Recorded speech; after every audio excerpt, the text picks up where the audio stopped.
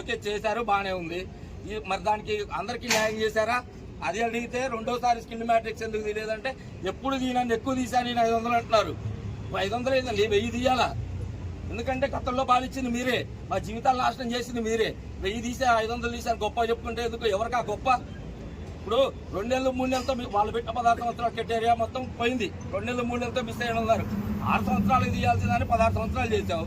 అదేందని అడిగితే గతంలో మేము ఇట్లా రికమెండేషన్తో చేపించి నిన్న కూడా చెప్పారు అది స్కిల్ మ్యాట్రిక్స్. గతంలో మేము మా దగ్గర పనిచేసేవాడికో నా ఆఫీస్ బేరర్కో వీళ్ళకి రికమెండేషన్ చేసి చేపించాం.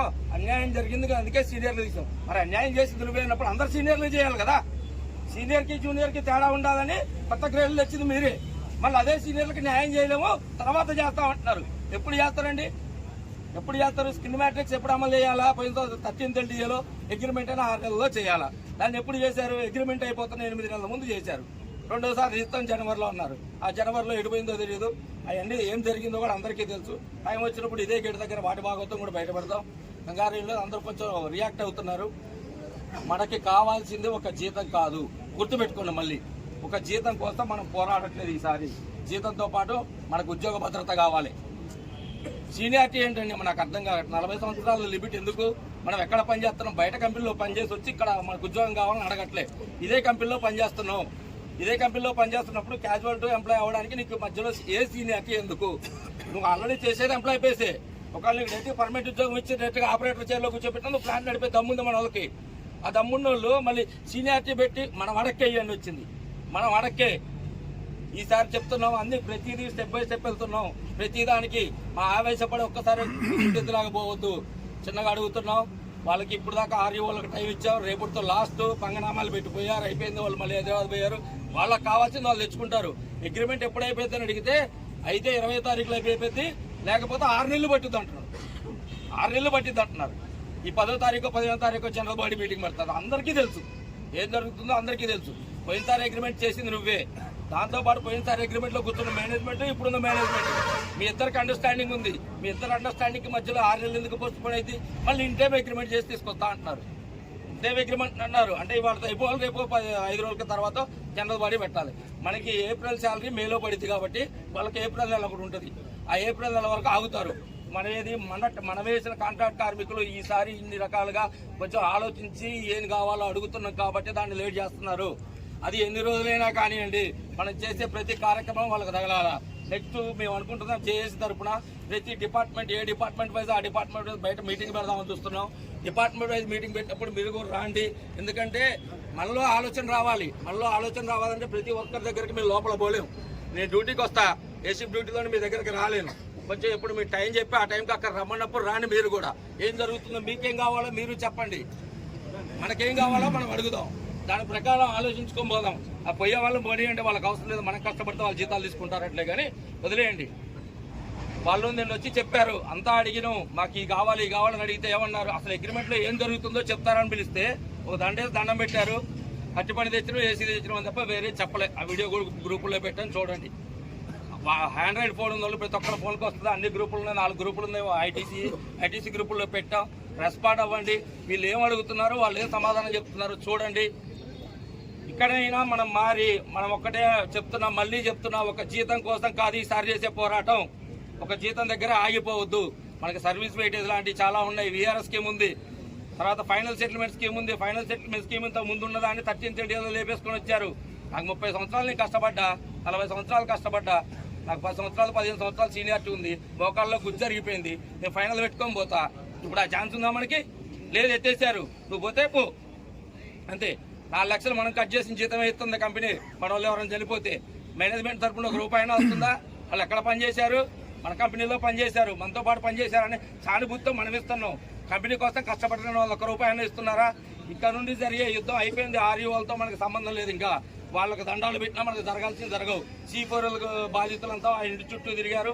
నిన్న అంతెందుకండి, మనం ఇట్లా గేట్ దగ్గర కాంట్రాక్ట్ కార్మికులు అందరం కలిసి పలానా కార్యక్రమం చేస్తున్నాం, ఆర్యూ వాళ్ళు వస్తున్నారు, మన వర్కర్లందరూ రాండి అంటే మన వర్కర్లందరూ ఎవరికి సపోర్ట్గా ఉండాలా? మనం పోరాటం చేస్తున్నాం, మనకి సపోర్ట్గా ఉండాలి.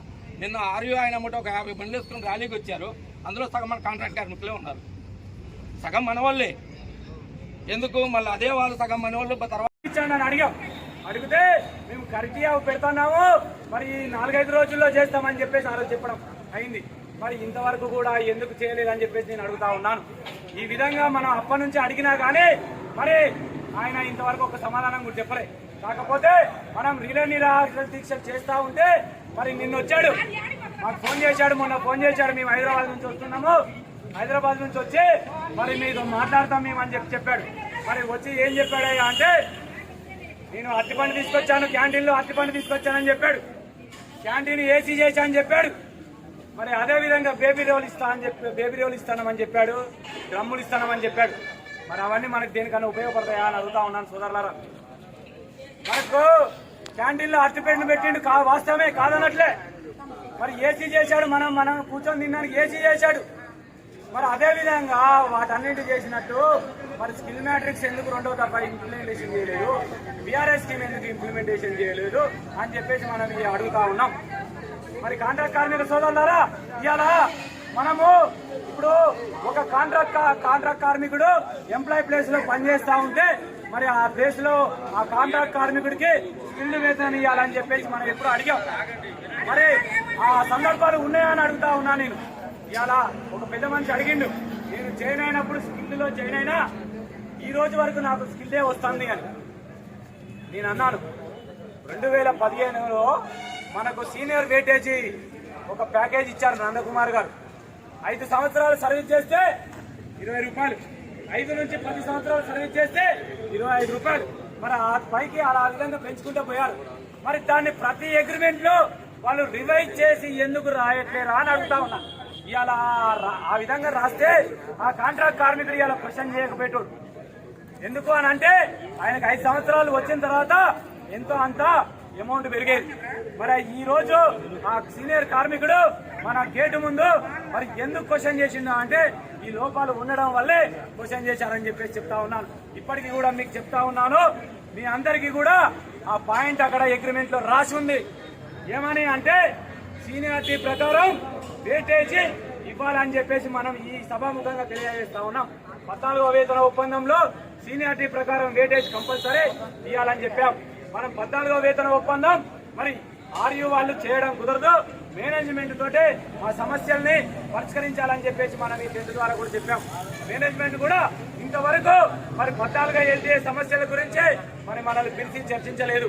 మరి నిన్న వచ్చే మన గేటు దగ్గర కూడా మరి ఆయన మేమేం చెప్పామంటే సోమవారం రోజు జనరల్ షిప్ లో గేట్ మీటింగ్ చేయండి, మరి మా కాంట్రాక్ట్ కార్మికులందరికీ కూడా తెలియజేయాలి కాబట్టి మీరు ఒక రోజు మరి జనరల్ షిప్ లో మీటింగ్ చేయమని చెప్పాం.